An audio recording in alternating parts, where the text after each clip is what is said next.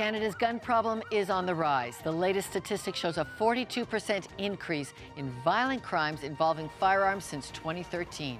The hardest hit city in our country is Toronto, but it doesn't end there. Today on Context, we'll talk with police, frontline workers, victims, and researchers to get answers on the root causes of gun violence and find out what can be done about the growing number of gun-related deaths in Canada.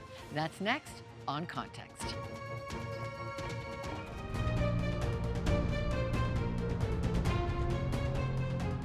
We begin in the West, where Saskatchewan has the highest gun-related homicide rates in our country. Take a look at this. The two biggest cities here are Saskatoon and Regina. They've seen some of the highest gun-related violent crime rates. And as you can see on this graph, the rates are highest in Winnipeg. And we'll have more from Saskatoon in a moment. But first, Regina Police Chief Evan Bray joins us to tell us what is happening in his city. Chief Bray, you call the use of illegal firearms in your city a monstrous issue. What's going on? Yeah, it absolutely is. It's something that we're dealing with daily. It's not even a weekly problem. It is a daily issue for us at the police service. We've seen an incredible increase in the number of firearms that are not only present in our community, but unfortunately being used. Violent offenses in our community that include obviously some serious incidents like homicides, but even used in the commission of offense like robbery, a lot of drug-related crime. And so it is very, very prevalent, and it's a challenge for us. Why do you think there's been the increase? The weapons are the issue, but what's really at the root of this? Well, I think at the root of it, weapons are the tool that goes along with essentially a drug problem that we're having, not just in Regina and Saskatchewan, but it's sweeping across Canada. Opioids, fentanyl, meth. These are problems in our community. We also have some gang challenges in our community. So when you get that lethal combination of gangs and drugs, unfortunately, firearms now are a part of that dialogue, and of course that adds to the risk to the community. Okay, so along with the fentanyl problem, the opioid crisis, you have begun assigning officers to work specifically on guns and gangs. What are you hoping to discover? Well, it's no longer can police work in silos. No longer can we just have officers that work on drug issues or work on gang issues or firearms, because they are so very interrelated. And so we do have officers that are really trying to dig in this from a lot of different angles. And ultimately, enforcement is really only one part of this. And getting those guns off the street and holding offenders accountable is important, reducing victimization. But then how do we ensure that the recidivism problem doesn't continue and that we don't have offenders getting out and reoffending, getting firearms out of the community so that they're not in the hands of people that are going to use them for criminal intent? These are ways that we have to work with other parts of government, municipal, provincial, and federal, and community-based organizations to kind of look at this from a social justice standpoint as well. That's really how we're going to make some meaningful change. Okay, so you're going to be the first. We're going to have a number of experts today that are saying we're neglecting the social issues. We're neglecting the neighborhood issues. Who's waking up to that voice there in Regina? Is it happening? Are you starting to see societal healing? Yeah, absolutely we are. But the problem is this is such a big issue and it's resource intensive. I think the police see it very clearly because we're often called when things escalate to the point that we've got a serious incident happening and we need to come in and de-escalate the situation or deal with the risk in the community. And when you calm everything down and you peel back the onion, you realize that the drug problem, the robbery, the home invasion, underneath the surface has addictions and family structure issues and perhaps mental health and all of these other real complicated social issues that are really wicked problems as they've been described and can't be solved by the police alone. Handcuffs are not going to solve this issue. We do have to find ways to keep our community safe, but we have to work collaboratively with community partners. I do know that we've got some great momentum in our city and our province, but this is a long journey that we're on and we all have to be committed for the long haul. Okay, Chief Evan Bray from Regina Police, thank you. Thank you very much.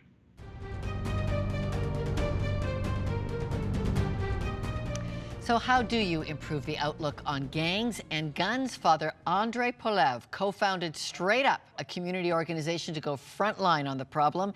And Owen Pelche is a former gang member and now part of Straight Up. They both join us from Saskatoon. Hello, gentlemen, and Father Andre, let's begin with you. What is your instinct on what is behind this latest increase in crime and gang life in Western Canada? Well, I would think there's several reasons for that.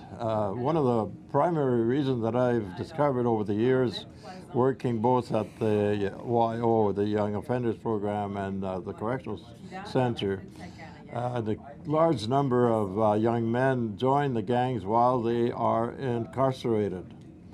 And I think that needs to be looked at really seriously. Young men that are picked up from the police for B&E or for drunk driving or for being drunk end up in YO or the Provincial Correctional Center. And in there, in order to survive, in order to be able to live their term safely, they're often pressured into a gang. So Make the jails safer. The jails have got to be safer. Well, no, the jails have to have a different vision of themselves, that they are more than correctional centers, they are healing centers. Healing. And now, yeah, we're not there yet, and right now we're still in the punitive and control centers. And there is very little, though there's no treatment and healing that goes on in jails.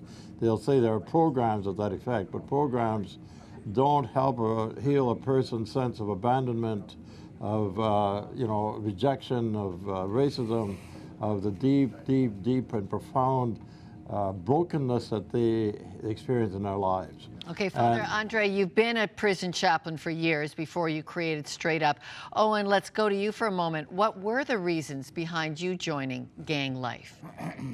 Yes, I joined the gang life for a variety of different issues. So I was suffering from abandonment, neglect, wanting a sense of belonging, just, wanting to be accepted by someone and feel like I had a purpose in life. And then, like the racism and the discrimination, so wanting to feel like it belonged somewhere where I wasn't going to be judged negatively. Okay, how did you two hook up with each other for healing? I first met Owen in a treatment program, and that's where good things happen, is when young men and one young woman deal with their issues. They go to a treatment program, they have time and the resources to look deeply into themselves, find out why they became addicts, find out what they became criminals. And in a treatment center, that's where the things open.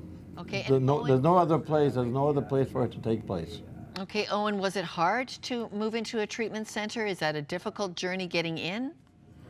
It could be challenging sometimes. The wait list is, so sometimes when you phone, they'll say, oh, you have to wait a certain amount of time, and it's discouraging because you're really struggling and you have this sense of vulnerability. So you don't want to hear that, no, where you have to wait. But it could be challenging, but at the same time, when you get in, it's really a sense of empowerment, knowing that you're taking these steps to start your healing journey. So, and how long has this journey been for you, Owen? You're a father, right? I'm a father of 3, yes. And how long has your journey been, and how are you doing now? Well, I think, when I first started my healing journey would have been in the spring of 2017. And then, it's been rocky. And then the last time when I met Father Andre would have been last year. I was in treatment when he came and did a Straight Up presentation there.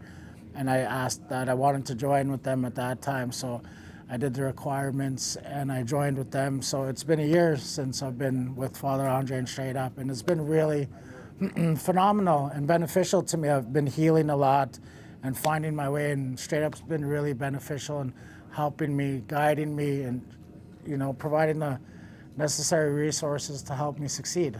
Oh, that's terrific. We just had the Regina Police Chief on, and he said the problems need attention way before the police are called. And Father Andre, what kind of attention should we all be thinking about providing? In one word, it's relationship. Nothing takes place, no healing takes place, no recovery that takes place unless the young person, the male or female, develops a relationship of trust, of confidence, of compassion, of respect. If there's none of that, the healing itself will not last. It has to be based on various forms of relationship. And there are various areas where that can take place. It can take place at a treatment center. It begins there. But then after that, and straight up, we insist that every member has a parallel support group to straight up. Whether it's be their culture, their elders, whether it's AA, NA, whether it's church, whatever support system matches that of straight up, because relationships, without relationships, no healing is going to take place. That's the way straight up operates. And is there a magic formula for making relationships happen? Respect, love, understanding, no judgment, all those values that are opposite of what they've experienced, which were violence, which were arrogance, which were dishonesty. And so you have to shift the values that they lived for many years to positive, similar values, but that are positive rather than negative. And that's only based on relationships. You can't teach that, but you can experience it. Father Andre there in Saskatoon, Owen Pelche, thank you so much, both of you, for joining us. Welcome.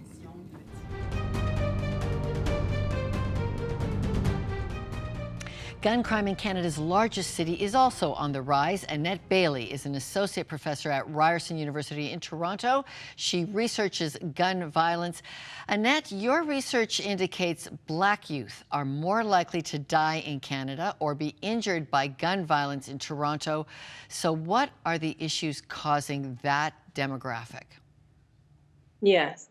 So, Lorna, what we know that even without race-based statistics in Canada, Black youth are disproportionately affected by both gun violent injuries and death. But let me say that not all Black youth have a propensity to gun violence. We see that some youth living in socially vulnerable communities or neighborhoods who are exposed to violence and who have very little support tend to have a more heightened involvement in drugs and gangs, gun carrying, and gun violence. But importantly, my research is showing that trauma experienced by many of these youth who lose loved ones to gun violence, and that could be friends and family members to gun violence, experience trauma. And this trauma then tend to have a domino effect in gun violence retaliation. And this is why trauma care for victims and witnesses and survivors of gun violence is such a priority. Okay, this is so critical. We're going to have someone involved in trauma care coming up shortly. But first, let's take a look at the crime stats. Like in 5 years, look at this increase in Toronto shootings. They've more than doubled in the past 5 years. What's being done for crime prevention, gun crime prevention? I would say that the solutions that we are exercising at this point are not adequate enough. We see that there is a focus on criminalization and imprisonment with less attention being paid to the root causes of gun violence in Canada. In addition to gun control and legislation, there has to be a focus, I believe, on youth development and family support, school policy reforms to keep our youth in schools and out of gangs. It is important that we understand that no one commits murder because of a predetermined trait. The multiple pressures that many of these youth experience in their communities play out in their lives in ways that we're still trying to understand. You would call that community defense systems, correct? Yes. All right. And I find it fascinating that your research falls under public health. This is a public health issue, isn't it? Yeah, it is a public health issue for sure. All right. Professor Bailey, thank you so much. Fascinating. Thank you. Annette Bailey is a Ryerson University professor of public health science.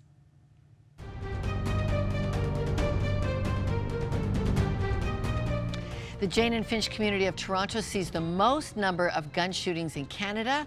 Reverend Sky Starr created Out of Bounds to deal with the violence. She lives in the neighborhood. Reverend Sky, 64 people shot in your community last year. How is your neighborhood coping? It's just terrible. Mothers and families and youth are just struggling. We're always in crisis. You, as part of Out of Bounds has been grief and trauma counseling for you. You see the aftermath in church. What's happening?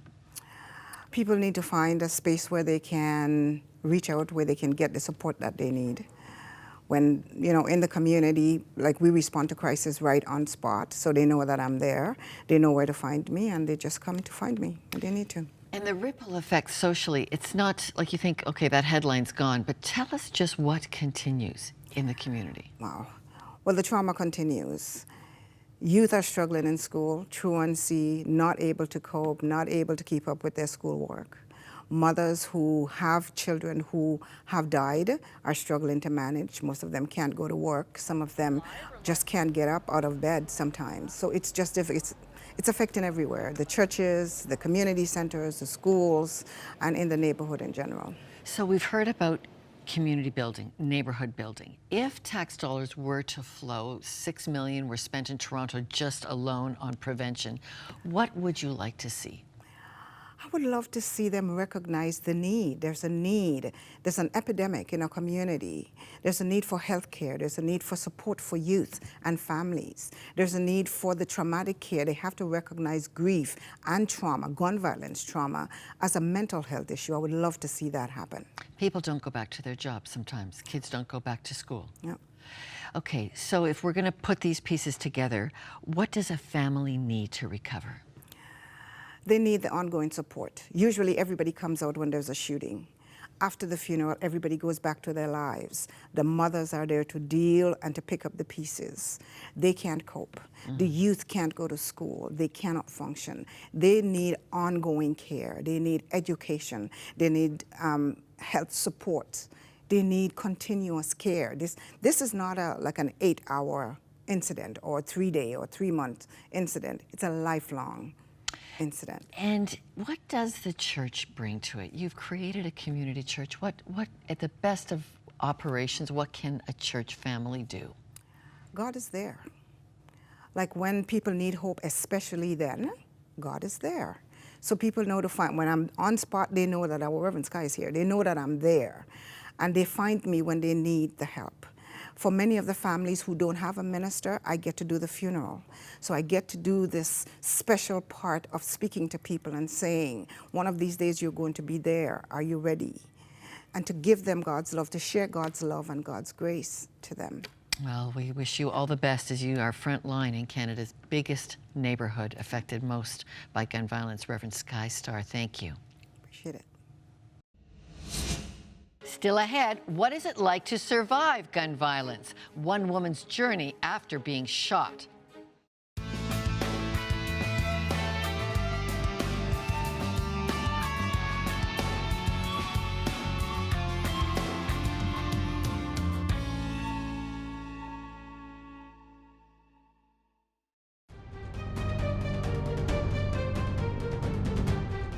Marcia Smith knows firsthand what it's like to recover from grief and trauma after a violent gun attack. Marcia, thank you for coming. In 1987, your stepfather shot your mother and yourself. Your mother did not survive. It's been 33 years. How did you process the gun violence in your life? Well, that was such a difficult time, and it was so unexpected. And so, as you can imagine, the pain of losing my mother was just beyond description. But the gun violence that occurred with me is nothing like what you see on television. And so initially I did not feel any pain other than tingling in my arms. And I went around quickly to where my mom was lying on the ground. And there wasn't severe pain. The pain came after the numerous operations I had to have. And so there is the physical difficulty of losing function of both your arms, needing someone to feed you and to bathe you. So that was difficult and required months of physiotherapy. You were a nurse. You knew about this, but the whole system of suddenly being completely dependent on healthcare was overwhelming. It was. It was very challenging for a very independent person as I was. And as I began to learn how to, even something as simple as write my name, that took a journey. It caused you, as you healed, you had to actually change jobs. You went from active nursing to desk nursing. Yes. And as you watch all of this increase in gun violence, what goes through your mind as you're seeing how it's increasing in Canada? What goes through your mind about what families are coping with? Well, my first thought basically goes towards the families, because whenever I listen to the news and I hear there's another shooting, I think of the mother, the father, the sisters, the entire family, and the pain that they are dealing with right away. And I often would say a quick prayer and I say, Father, help them. Because firsthand I know that it was God's grace and his gift towards me that enabled me to walk through this journey. You've said you've had to forgive. How important was that? I think that is critical to how I came out of the other side of this. And I had this experience when I was in the hospital, lying in bed with both my arms in a cast, unable to care for myself. Someone came to my hospital room and the curtain was half drawn. I saw the footsteps. They called my name, but they didn't enter. And as I turned my head the other direction, I had this overwhelming sense I had forgiven my stepfather. I could not explain it, and I wouldn't tell it to anyone for the longest time, because in my mind, it didn't make any sense that you could forgive somebody who murders your mother and left you injured in this state. But that was the foundation for you beginning then, going back to church and starting to investigate what you do for soul care. Yes. An important part of your journey? Definitely. In the hospital, I sat across, my bed was, Jesus hanging on the cross. And Catholic hospital. The Catholic so they hospital. Had those symbols, yes. That's right. And I began recalling all that I was taught in Sunday school as a little girl. And I began talking to Jesus. And I began all of the questions that I had about him and why this happened to me. Then I began going to church with my family. And that made the biggest difference in my life, because a few months later, I accepted Jesus Christ as my Lord and Savior. And that changed everything. And it eventually changed your journey to healing. You left nursing and you are now a pastor. Yes, I am. What does the church have to bring to the gun violence problem in Canada? I believe the beautiful gospel message of Jesus Christ, the peace, the joy, and that makes the difference in everyone's life. When you have learned how much God has forgiven you, then you can extend this forgiveness to others. And once we are freed from unforgiveness, the pain, the bitterness will go, because we then receive God's healing. He not only heals us physically, but he also heals us emotionally, and that's what he did for me. And that made the difference in my journey. Whenever I encountered people, they expected me to be sad and depressed, but I was filled with the joy of the Lord. And it may not have made sense to other people watching, but for me, it made the biggest life change. Accepting Jesus as Lord and Savior, receiving his forgiveness, and then being able to extend that forgiveness to others. Well, Pastor Marcia Smith, thank you for surviving. Thank you for forgiving, and thank you for teaching us today there's new beginnings. Thank you. Thank you for having me.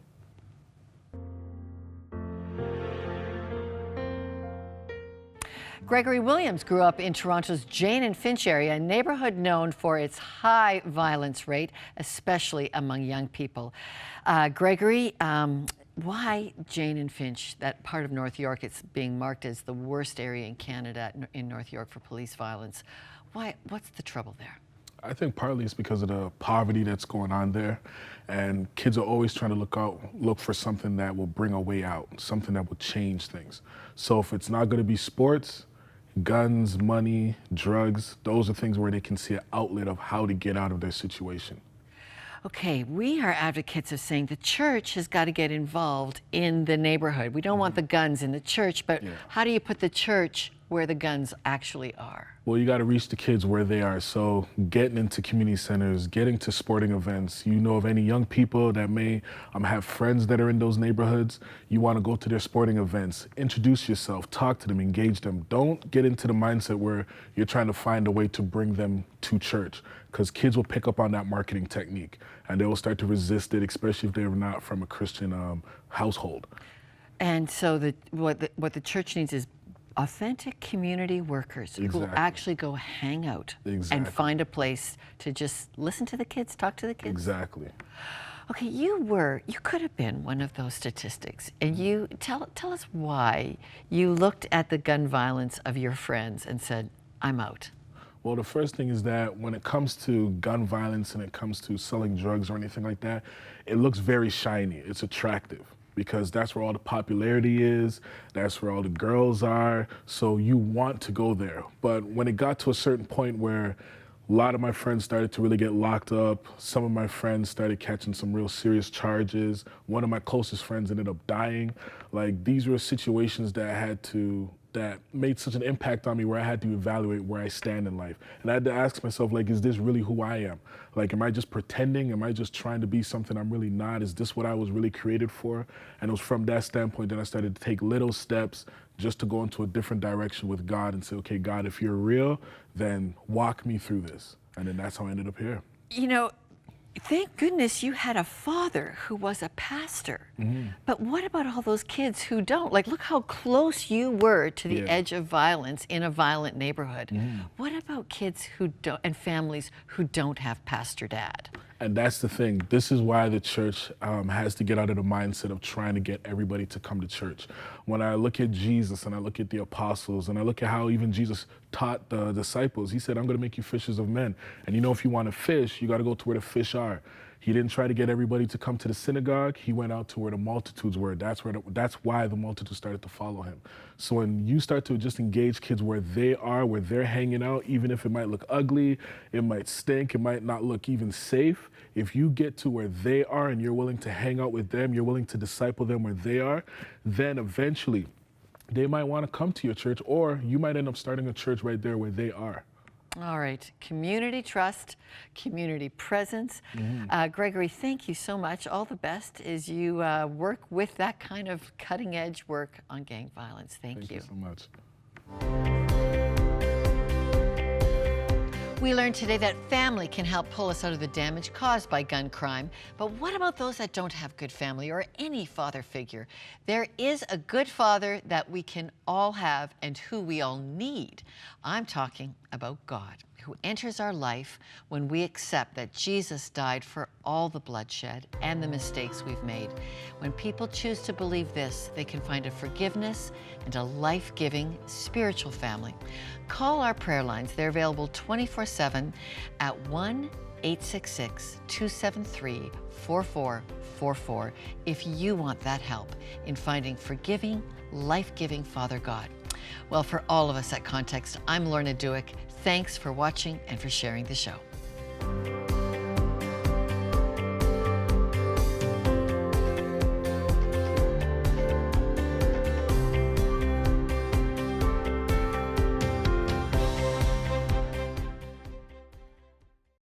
That was our full show. That's posted every Thursday on YouTube. Don't forget to subscribe and hit the notification bell to get our weekly episodes and web exclusives.